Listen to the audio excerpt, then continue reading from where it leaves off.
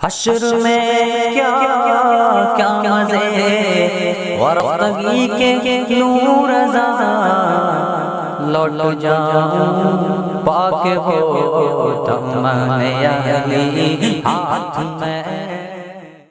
برادران ملت اسلامی، السلام علیکم ورحمۃ اللہ وبرکاتہ۔ الحمدللہ وکفا وسلام علی حبیبہ المصطفیٰ، اما بعد فاعوذ باللہ من الشیطان الرجیم، بسم اللہ الرحمن الرحیم۔ ان عدۃ الشہور عند اللہ 12 شہرا فی کتاب اللہ یوم خلق السماوات والارض منها 4 حرم الى آخر هذه الآیہ۔ صدق اللہ مولانا العظیم۔ بارگاہ رسالت معاب صلی اللہ علیہ وسلم میں درود پاک کا ہدیہ پیش کریں۔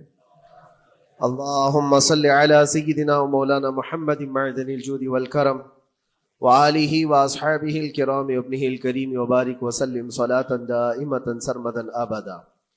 اللہ عز و جل اپنے کلام مقدس میں فرماتا ہے، بے شک اللہ کے نزدیک گنے ہوئے شمار کیے ہوئے جو مہینے ہیں وہ 12 ہیں، اور ان 12 مہینوں میں سے 4 حرمت والے مہینے ہیں، عزت والے مہینے ہیں، عظمت والے مہینے ہیں۔ وہ 4 مہینے کون سے ہیں؟ مسلسل ترتیب کے ساتھ ذی القعدہ، ذی الحجہ اور محرم، اور 4تھا مہینہ رجب المرجب جس میں ہم اور آپ زندگی گزار رہے ہیں۔ اس کو رجب الاسم اور رجب العصب بھی کہا گیا ہے۔ یہ جو 4 مہینے ہیں اس میں جنگ و جدال، قتل و قتال سب حرام ہو جاتی۔ اس دور میں جو جنگیں ہوتی تھی، کفار و مشرکین بھی اپنی تلواریں روک لیا کرتے تھے۔ یہ 4 حرمت والے مہینوں کی سارے لوگ عزت کرتے۔ ان 4 مہینوں میں امن و امان قائم ہو جاتا، جیسے 2 قبیلوں میں جھگڑے ہیں، فساد ہے، اور ایک دوسرے سے جنگ پر ہمیشہ آمادہ رہتے ہوں، لیکن ان 4 مہینوں کے اندر امن قائم ہو جاتا تھا، راستے کھل جاتے تھے۔ اور اللہ تبارک و تعالیٰ نے قرآن پاک میں ان 4 مہینوں کی فضیلت بھی بیان فرمائی۔ اس میں رجب کے لیے ایسی فضیلت ہے، اللہ کے نبی صلی اللہ علیہ وسلم ارشاد فرماتے ہیں، یہ رجب کے مہینے کی فضیلت ایسی ہے جیسے قرآن کی فضیلت دوسری کتابوں پر ہے۔ دوسری کتابوں میں جس طرح سے افضل قرآن ہے، اس طرح سے رجب المرجب تمام مہینوں میں افضل ہے۔ اور نبی کریم صلی اللہ تعالی علیہ وسلم اس میں عبادت کرنے کے لیے ترغیب دیا کرتے تھے۔ اس کو ترجیب بھی کہا جاتا ہے، اور خاص طور پر رجب کے متعلق بزرگان دین نے فرمایا یہ فصل بونے کا مہینہ ہے۔ کھیتی باڑی والے سمجھ سکتے ہیں کہ اس میں بھی 3 موسم آتے ہیں۔ پہلے بیج کی بوائی کا وقت آتا ہے، پھر اس کی سچائی کا وقت آتا ہے، پھر کٹائی کا وقت آتا ہے۔ تو رجب کا مہینہ یہ فصل بونے کا مہینہ ہے نیکیوں کے، اور شعبان کا مہینہ اسے پانی دینے کا ہے، اور رمضان کا مہینہ فصل کاٹنے کا مہینہ ہے۔ اور رجب کا مہینہ آتے ہی اللہ کے نبی صلی اللہ تعالی علیہ وسلم یہ دعا فرمایا کرتے تھے، اللہم بارک لنا فی رجب و شعبان وبلغنا رمضان۔ سب کو یہ دعا بھی کرنی چاہیے۔ حضور اکرم صلی اللہ تعالی علیہ وسلم یوں عرض کرتے کہ اے اللہ، رجب اور شعبان میں تو ہمیں برکت عطا کر اور ہماری زندگی کو رمضان تک پہنچا دے۔ اب رجب آپ نے دیکھ لیا ہے تو اب کثرت سے یہ دعا کرو کہ مولا اس زندگی کا رمضان ہم سے جانے نہ پائے، رمضان تک ہماری سانسوں کو پہنچا دے۔ یہ دعا کثرت سے ہر نماز کے بعد بھی ہونی چاہیے۔ رجب آتے ہی میرے عزیزوں یہ عبادتوں کا موسم شروع ہو چکا ہے، اور سب جانتے ہیں رجب کے بعد پھر ہمارے ہاں مسلسل ایسی شب بیداریاں اور عبادت کے موسم نظر آنے لگتے ہیں۔ پھر شعبان بھی، اس میں رجب میں بڑی رات آتی ہے، شب معراج، اور اس کے بعد شعبان میں شب برات، پھر اسی طرح رمضان کا موسم بن جاتا ہے۔ تو اب یہ موسم بنانے کا وقت آ چکا ہے۔ تو سب سے پہلی چیز یہ ہے کہ میرے عزیزوں، فصل کے بونے کے لیے کن چیزوں کی ضرورت ہوتی ہے، اس چیز کا خیال رکھیے۔ بیج اگر کھوٹا ڈالے ہو اور ویسی ہی فصل آنے کا انتظار کرو گے تو پھر نہیں ہوگا۔ بیج کو کھرا اور خالص ہونا چاہیے۔ جو نیکیاں کرنا چاہ رہے ہیں اس کو صاف ستھرے اچھے ماحول میں کیے جانے چاہیے. کھیتی باڑی کرنے والا جانتا ہے بیج تو وہ بو رہا ہے, زمین بھی اچھی ہے, ساری چیزیں, کئی چیزوں کی ضرورت ہوتی ہے, بیج بھی اچھا ہو, زمین بھی اچھا ہو, موسم بھی اچھا ہو, تب جا کر کے اس کی فصل نکلتی ہے. بیج اچھا تھا, زمین اچھی نہیں تو بھی فصل نہیں آتی. بیج بھی اچھا ہے, زمین بھی اچھا ہے, موسم صحیح نہیں ہے تب بھی فصل نہیں آتی. ابھی آپ کے پاس 3 چیزوں کا ہونا ضروری ہے, بیج اور زمین اور موسم. بیج جو ہے یہ نیکیاں ہیں, اور زمین تمہارا دل ہے, اس کا اتنا ہی پاک ہونا ضروری ہے. اور موسم یہ رجب کا ہے, اس میں تو کوئی شک نہیں ہے کہ عبادتوں کا موسم ہے, فصل کی اچھے لانے کا موسم ہے. لیکن سب سے پہلی چیز اب ہمیں ضرورت ہوتی ہے کہ ہم کیا بیج بو رہے ہیں. شیخ سعدی رحمت اللہ تعالی علیہ فرمایا کرتے کہ زمین میں ادرک بو کر کے گنا آنے کی امید تو نہیں کر سکتے. جو بویا ہے وہی اسی کی فصل آئے گی. لوگ عمل خیر کرے تو اس کا نتیجہ بھی خیر آئے گا, اور برائیاں کریں اور پھر رمضان میں یہ انتظار کریں کہ میں نے جو بویا ہے اس کی فصل آئے, تو ایسا نہیں ہوتا. بہت سارے لوگوں کا وہ شک بھی میں دور کرنا چاہتا ہوں کہ رمضان المبارکہ میں فضیلتوں کو آپ سنتے آئے ہیں, رمضان ایسا مہینہ ویسا مہینہ, اتنی برکتوں والا, اتنی رحمتوں والا, لیکن بہت سارے لوگوں کے حالات چونکہ تو ہی رہتے رمضان میں ویسے ہی ہیں, وہ لوگ کچھ بھی نہیں بدلے. تو اس میں رمضان کا قصور ہے کہ اس مہمان کا قصور ہے, اس انسان کا قصور ہے؟ وجہ یہ ہے کہ رمضان المبارکہ یقیناً اتنی برکتوں اور رحمتوں اور سعادتوں لے کر کے تو آتا ہے, لیکن تمہیں 2 مہینے پہلے سے کہا گیا تھا کہ فصل کے لیے تیاری کرو, تم نے بیج نہ بوئے, اپنی زمین کو صحیح کیا ہی نہیں. پھر رمضان میں جو بارش ہو رہی ہے اس کا فائدہ کیا ہے؟ روڈ پر 10 سال بھی بارش برسے وہاں پر کوئی فصل نہیں آئے گی, کیونکہ وہ زمین سخت ہے اور بیج بونے کے قابل بھی نہیں ہے. رمضان المبارکہ میں رحمتوں کی جھماجھم بارش تو ہوتی ہے, لیکن دل اگر سخت ہے گناہوں سے تو اس بارش کا کیا اثر ہوگا اس پر. اسی لیے دلوں کی نرمی یہاں سے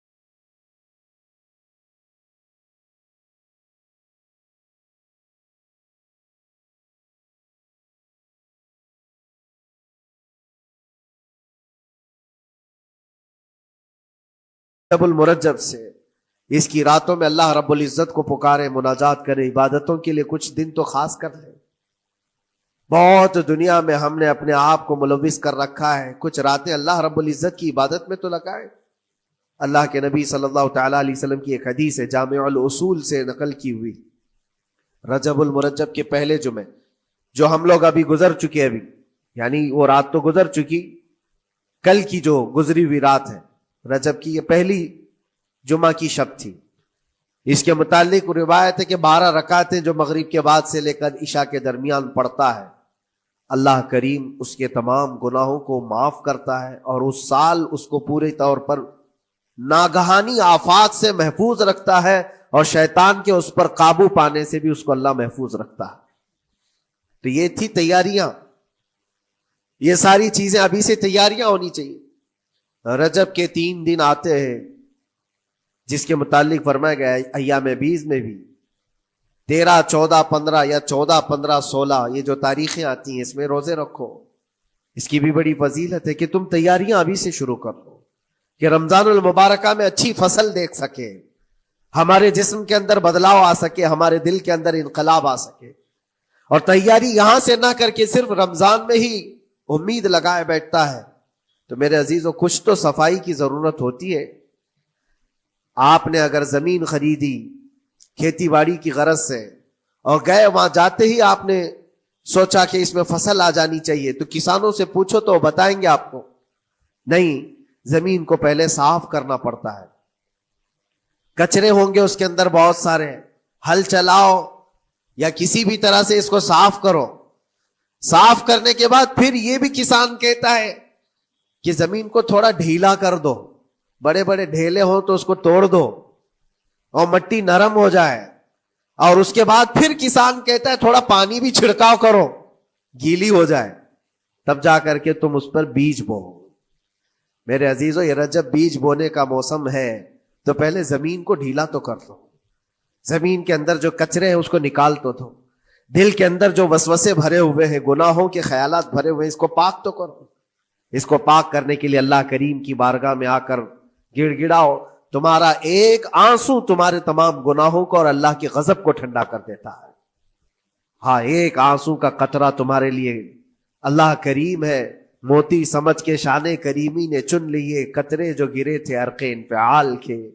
امام غزالی رحمۃ اللہ تعالی علیہ نے لکھا ہے کہ آج اللہ تبارک و تعالیٰ کی رحمت کو اپنی طرف مائل کرنے کے لیے اگر تم کچھ کر سکتے ہو تو بس یہ ہے کہ دنیا رونے اور گڑ گڑانے سے نہیں مانتی، لیکن مولا کریم بندے کے ایک مرتبہ سجدہ کر کے اسے پکارنے سے فوراً قبول کرتا۔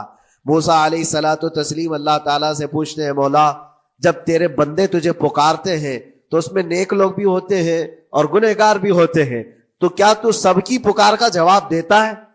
توجہ، اللہ رب العزت فرماتا ہے، اے موسیٰ میرے پکارنے والے بندوں میں نیکوکار بھی ہیں، گنہگار بھی ہیں۔ ہاں، نیک بندہ جب مجھے پکارتا ہے یا ربی، تو میں جواب میں کہتا ہوں لبیک یا عبدی، اے میرے بندے میں حاضر ہوں، بتا تیری کیا حاجت ہے۔ پھر موسیٰ علیہ السلام پوچھتے ہیں کہ مولا یہ تو نیک بندہ جب پکارتا ہے تو کہتا ہے لبیک یا عبدی، اور جب گنہگار پکارتا ہے تب کیا کہتا ہے؟ رب تعالیٰ فرماتا ہے جب میرا گنہگار بندہ مجھے پکارتا ہے یا ربی، تو میں اس کے جواب میں 70 بار لبیک یا عبدی کہتا ہوں۔ ایک بار پکارے 70 بار جواب، ایسا کیوں ہے؟ تو فرماتا ہے میرا رب نیکوکار کو اس کی نیکیوں پر بھروسہ ہے کہ اللہ معاف کرے، اور گنہگار کو صرف میری رحمت پر بھروسہ ہے۔ اس کے پاس ہے کچھ نہیں، اس کے آس پاس وہ نظر ڈالتا ہے میں نے کوئی ایسی نیکی رکھی نہیں ہے، صرف اللہ رب العزت کی رحمت ہے جو مجھے معاف کر سکتی ہے۔ وہ مجھ پر یقین کر کے پکارتا ہے، اس لیے اس کے سوال کا میں بار بار جواب دیتا ہوں۔ عزیزان گرامی وقار، اقبال نے سچ ہی کہا تھا، ہم تو مائل بکرم ہے کوئی سائل ہی نہیں۔ یہ رب تبارک و تعالیٰ کی طرف سے ہے کہ اللہ تبارک و تعالیٰ کرم پر کرم کرنے کے لیے موقع عنایت کرتا ہے، یا بندے کو آنے کا موقع ہی نہیں ہے، بندہ آنا نہیں چاہتا ہے۔ اس سے پہلے کہ تمہارے ساری چیزیں بند ہو جائیں، دروازے ختم ہو جائیں، اللہ رب العزت کی بارگاہ میں آؤ اور اسے پکارو، یقیناً یہ تمام چیزیں تمہاری زندگی میں انقلاب لاتی ہیں، بہت بڑی تبدیلی لاتی ہیں۔ عزیزان گرامی، پھر میں یہ عرض کرتا ہوں کہ رجب کے اس مہینے میں دل کو نرم کرنا بہت ضروری ہے۔ دلوں کی سختیاں آج گناہوں کی طرف مائل کرتی ہیں۔ ہمارا دل سخت ہے یا نرم ہے، اس کو پہچاننے کے کئی تھرمامیٹر دیے گئے ہیں ہمارے پاس، چیک کرو ہمارا دل کس پوزیشن میں ہے آج۔ امام غزالی فرماتے ہیں 3 علامتیں ایسی ہیں جس سے پتہ چل جاتا ہے انسان کا دل سخت ہے یا نرم ہے، بیمار ہے یا صحت یاب ہے۔ یہ ڈاکٹر لوگ اسکیننگ سے یا سونوگرافی سے نہیں بتا سکتے کہ تمہارے دل کی یہ کیفیت، کیسے اس کو اہل بصیرت سمجھ سکتے؟ فرماتے ہیں کہ اگر مسجد میں زیادہ دیر تک بیٹھ نہیں پاتا تو سمجھ لو اس کا دل بیمار ہے، اس کا دل سخت ہو چکا ہے، اس کو مسجد میں بیٹھنے نہیں دیتا۔ یہی دل ٹیلی ویژن کے سامنے 3 گھنٹے بیٹھے، اس کو کچھ بھی اکتاہٹ نہیں آتی، موبائل پر گیم کھیلتا رہتا ہے، 4 گھنٹے گزر گئے کہ 5 گھنٹے گزر گئے اسے پتہ ہی نہیں۔ آج ایک سروے کے مطابق ہر انسان جو موبائل چلاتا ہے اس میں 18 گھنٹے وہ بزی ہے دن کے۔ کئی جگہوں پر ایسے حالات آئے 18 گھنٹے دن میں ہوتے ہی ہے 24 گھنٹے، جس میں 6 گھنٹے اگر آرام کے نکالے تو باقی پورے 18 گھنٹے کیسے انسان بزی رہ سکتا ہے؟ اس میں کھانا بھی ہے، پینا بھی ہے، حاجتیں بھی ہیں، لیکن سروے کے مطابق یہ بھی بات آئی ہے کہ 18 گھنٹے کنزیوم کرتے ہیں۔ میرے عزیزوں، اس میں کوئی اکتاہٹ اور اس میں کوئی ملال نہیں آتا، بیزارگی نہیں آتی، اور اللہ کے گھر میں یہاں فرض سے نماز سے ابھی سلام پھیرا کیا کہ بھاگنے کی تمنا ہوتی ہے۔ کئی جگہوں پر تو ایسا ہے، اسی لیے اللہ کے نبی صلی اللہ تعالی علیہ وسلم کی ایک حدیث میں سناتا ہوں، ارشاد فرماتے 2 چیزیں کسی منافق کے اندر جمع نہیں ہو سکتی، 2 چیزیں منافق آدمی کے اندر آ ہی نہیں سکتی۔ وہ کیا چیزیں ہیں؟ حضور پاک صلی اللہ تعالی علیہ وسلم فرماتے ہیں اچھے اخلاق منافق کے اندر نہیں آتے، اور اللہ کی اور اس کے رسول کی ہر بات پر یقین، یہ منافق کے اندر نہیں آ سکتے۔ اور منافق کی یہ علامتیں بتاتے بتاتے میرے نبی نے یہ فرمایا، دیکھنا کہ مسجد میں منافق سب سے اخیر میں آئے گا اور سب سے جلدی بھاگے گا، اس کا دل نہیں لگتا، دل سخت ہو چکا ہے، اور بازار میں سب سے پہلے جائے گا اور سب سے لاسٹ میں نکلے گا۔ بازار اس کے دل لگنے کی جگہ ہے، اس کے وہاں پر تفریح کی جگہ ہے۔ اور مومن کی علامت یہ فرمایا کہ مومن مسجد میں جلدی آتا ہے اور دیر سے جاتا ہے، اس کا دل لگا رہتا ہے۔ اور مومن بازار میں لوگوں کے شروعات میں نہیں، اپنی ضرورت کے مطابق گیا اور نکل آیا۔ اور فرماتے ہیں میرے آقا صلی اللہ علیہ وسلم، روئے زمین پر سب سے اچھی جگہوں میں سے کوئی جگہ ہے تو اللہ کا گھر ہے، مسجد ہے، اور سب سے بری جگہوں کے متعلق فرمایا وہ بازار ہے۔ اب یہاں پر دلوں کے متعلق میں عرض کر رہا ہوں کہ کس کا دل کس پوزیشن میں ہے، اسے آج خود آزما لینا چاہیے۔ دوسری علامت، امام غزالی فرماتے ہیں قرآن پاک کھولے گا وہ صفحہ 2 صفحہ سے زیادہ پڑھ نہیں پائے گا، بند کرنے کا دل کرے گا۔ یہ تو چھوڑو اٹھانے کے بعد پڑھنے نہ پڑھنے کی بات ہے، کچھ تو چھونا بھی نہیں چاہتے، اٹھاتے ہی نہیں۔ سال پورا ہو گیا تو قرآن پکڑتے نہیں، تو پھر دل کی کیفیت کیا ہو چکی ہوگی، دل کیسا مریض ہوگا۔ بعض لوگ ہم سے یہ کہتے بھی تھے کہ حضرت پڑھنا تو آتا نہیں، کیا کریں گے قرآن کا؟ کہا اٹھانا تو آتا ہے۔ میں نے ان سے پوچھا قرآن اٹھانا تو آتا ہے، جب قسم کھانے کی بات ہوتی ہے تو کیسے قرآن اٹھا لیتے ہو، سر پہ رکھ لیتے ہو؟ اسی طرح سے قرآن کو ہی اٹھا کر کے سینے سے لگا کر اللہ کی بارگاہ میں دعا کرو کہ مولا میرے دل کے دروازے کھول دے۔ اور قرآن کوئی سخت چیز نہیں ہے، اللہ وعدہ فرما رہا ہے ہم نے قرآن یاد کرنے کے لیے آسان بنایا ہے۔ کوئی یاد کرنے والا؟ وہ خود قرآن تمہارے دل میں اتر جائے گا۔ کوشش کرو۔ دل کی بیماری کی 2 علامتیں میں نے بتایا، اگر بیمار دل ہے تو زیادہ یہاں بیٹھ نہیں سکتا اور زیادہ دیر قرآن پڑھ نہیں پاتا۔ تیسری بات فرماتے ہیں کہ تیسری علامت یہ ہے کہ ہمارا دل اگر سخت ہو چکا ہے تو جیب میں پیسے ہوں گے لیکن کوئی مانگ رہا ہوگا اللہ کے نام پر، دینے کی طبیعت نہیں ہے، کہیں دینے کی طبیعت نہیں کرتی۔ اور یہ چیز ہاتھ اٹھانے کو تمہارا دل نہیں کرتا تو سمجھ جاؤ کہ دل بیمار ہے۔ اور دل کی بیماری لے کر کے اگر کوئی رجب میں سوچتا ہے کہ میں بیج بوؤں گا تو کیا فائدے کا، زمین سخت ہے، زمین سخت ہے، اور اس پر بارش بھی ہوگی تو کچھ فرق نہیں پڑتا، فصل نہیں آئے گی۔ دل کو نرم کرو۔ اور ایک علامت میں بتاؤں، اور ایک علامت کہ دل نرم ہے یا سخت ہے، اس کی ایک علامت یہ بھی ہے، اللہ کا جب ذکر کرے، جنت کا جب ذکر کرے، جہنم کے عذابات کا ذکر کرے، قبر کے معاملات کا ذکر کرے، حشر کے سوالات کا ذکر کرے، تو اس کی آنکھیں ڈبڈبا جائیں اور آنسو نکل آنے لگیں۔ قرآن کی آیتیں سن کر کے اس کا دل ہلنے لگے اور آنسو آ گئے تو سمجھ جاؤ کہ اس کا دل نرم ہے، ابھی اس کا دل بیمار نہیں ہوا، ابھی اس کا دل بیمار نہیں ہوا۔ لیکن یہاں تو پوزیشن الگ ہے، سچویشن الگ ہے۔ ہم تو پتہ نہیں کن کن چیزوں میں رو لیتے ہیں، لیکن اللہ کا کلام سنتے ہوئے کسی کے کان پر جوں بھی نہیں رینگتی۔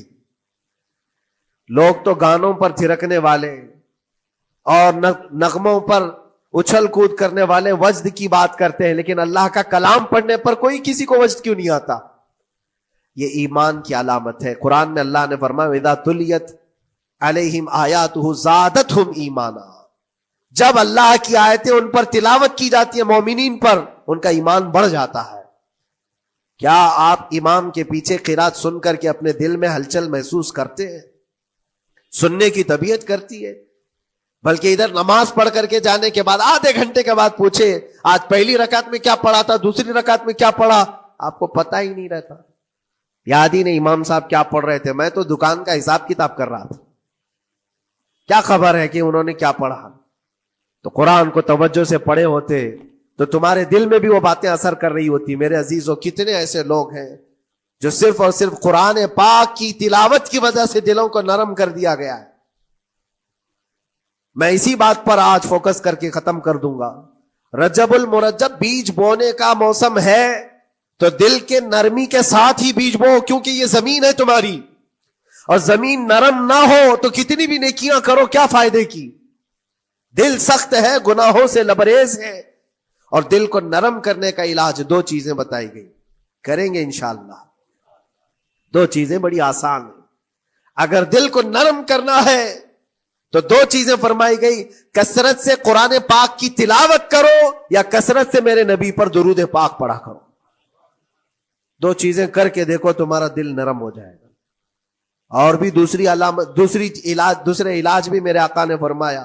ایک صحابی آئے تھے، انہوں نے عرض کیا یا رسول اللہ صلی اللہ علیہ وسلم، لوگ آپ کے پیچھے نماز پڑھتے ہیں تو زاروں قطار رونے لگتے ہیں، جب آپ دعا کرتے ہیں تو وہ دھاڑے مار کر کے روتے ہیں، میں کبھی رو نہیں پاتا، میرا رونا نہیں آتا، میں بھی قرآن سنتا ہوں، میں بھی آپ کے پیچھے نماز پڑھتا ہوں۔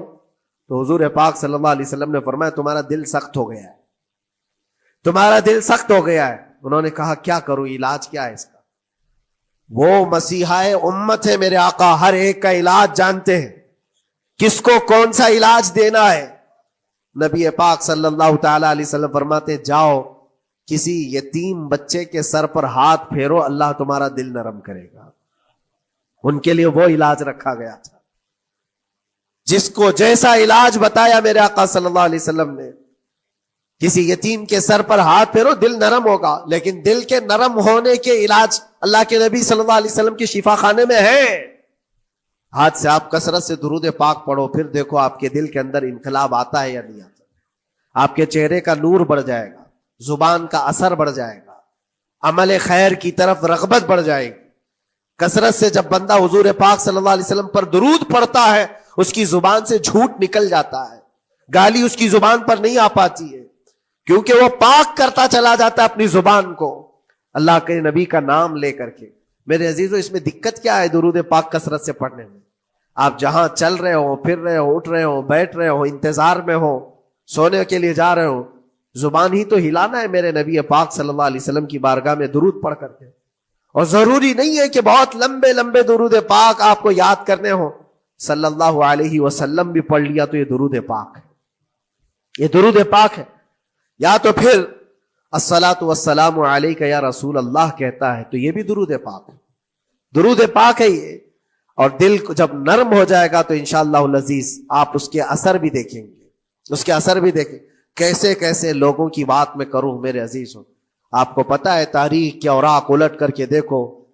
ایک صحابی حضرت نعیم وہ راستے پر گزر رہے تھے، دیکھا ایک کڑیل جوان مکہ کا جس کو سارے لوگ دیکھ کر پہلوان کہتے اور ڈرتے تھے، گھبراتے تھے، 27 سال کا کڑیل جوان ہے اور ہاتھ میں تلوار کھینچے ہوئے تیزی سے آ رہا ہے۔ یہ پہلوان کوئی اور نہیں عمر ابن خطاب ہے۔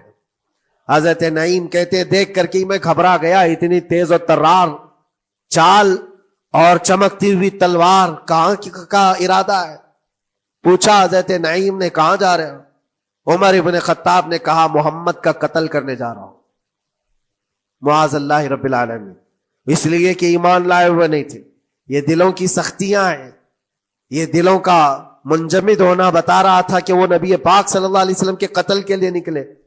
حضرت نعیم نے صرف راستہ روکنے کے لیے ان سے کہا ان کا بعد میں قتل کرنا، پہلے تیری بہن اور بہنوی کا گھر بھی دیکھ لے، وہ بھی تو کلمہ پڑھ رہے ہیں، وہ بھی تو کلمہ پڑھ رہے ہیں اسی رسول کا۔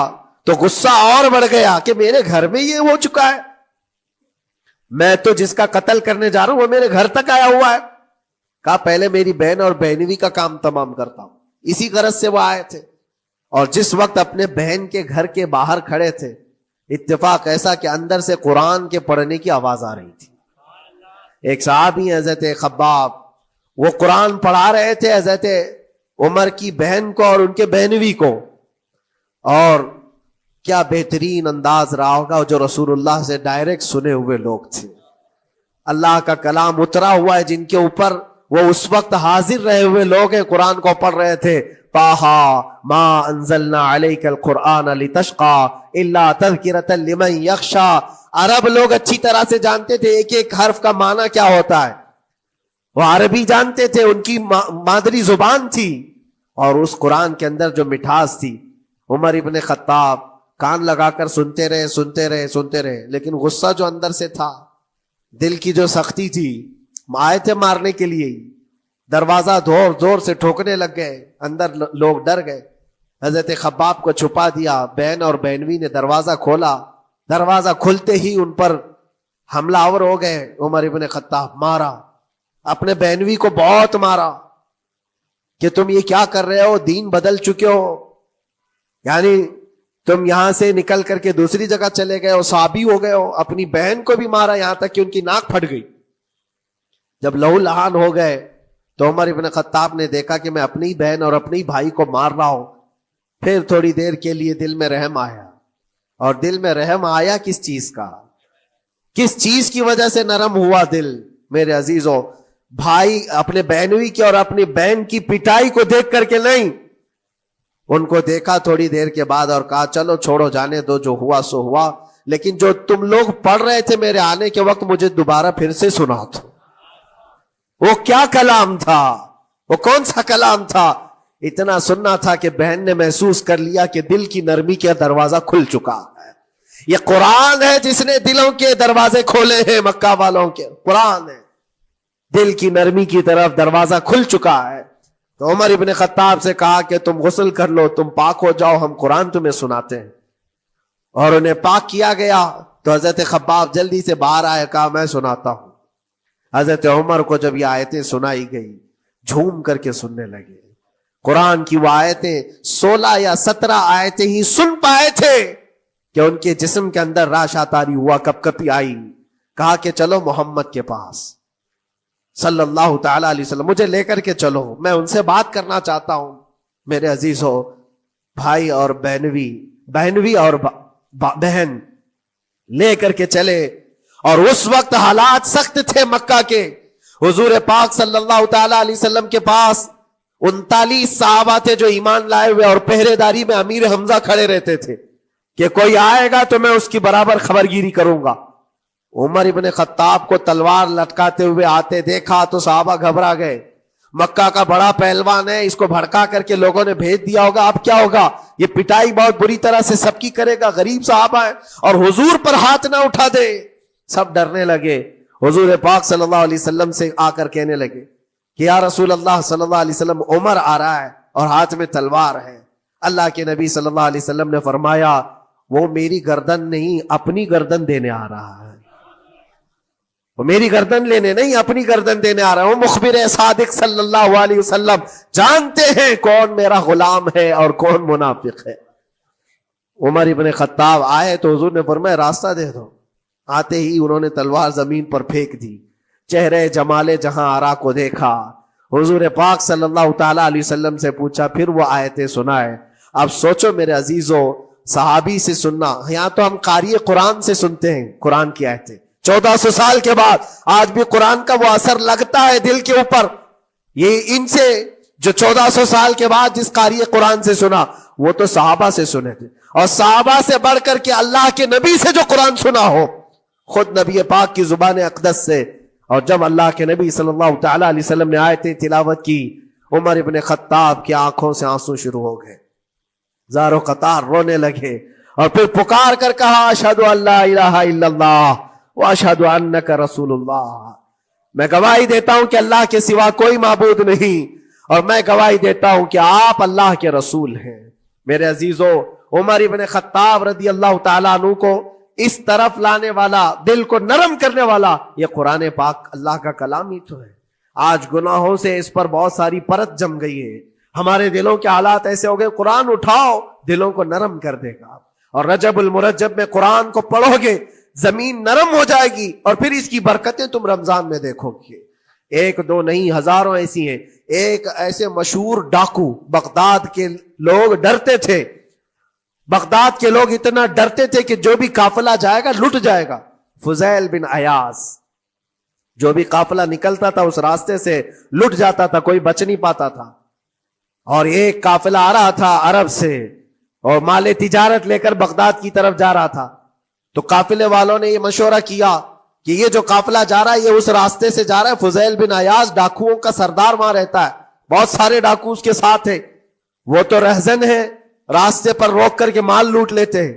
تو قافلے میں ایک قاری قرآن تھے، انہوں نے کہا ٹھیک ہے اب راستے پر آ ہی چکے ہیں تو کیا کر سکتے ہیں, چلو بیٹھ کر کے نکلتے ہیں, میں قرآن کی تلاوت کرتا رہوں گا اونٹ پر بیٹھ کر کے, اللہ کریم اس برکت سے ہمارا راستہ آسان کر دے گا.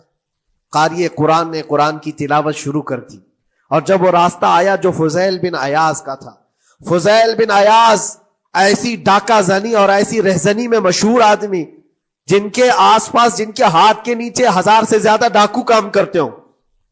بغداد پورا ڈرتا تھا, پورے راستے وہاں پر کوئی بھی سلامت نہیں جا پاتا تھا. اس راستے پر ایک قاری قرآن جب آیا, میرے عزیزو تلاوت کیا کر رہا تھا؟ سورۃ الحدید کی آیت تھی, الم یأن للذین آمنوا ان تخشع قلوبہم لذکر اللہ. وہ قرآن کی آیت ہے. اللہ کے کریم فرماتا ہے کیا ایمان والوں کے پاس ابھی وہ وقت نہیں آیا کہ اللہ کا ذکر سنتے ہی یا اللہ کا ذکر ہوتے ہی ان کا دل کانپنے لگ جائے, ان کا دل ہلنے لگ جائے. فضیل بن عیاض کے کانوں میں یہ آیت پڑھ رہی تھی. قاری قرآن بار بار اس آیت کو پڑھ رہا تھا.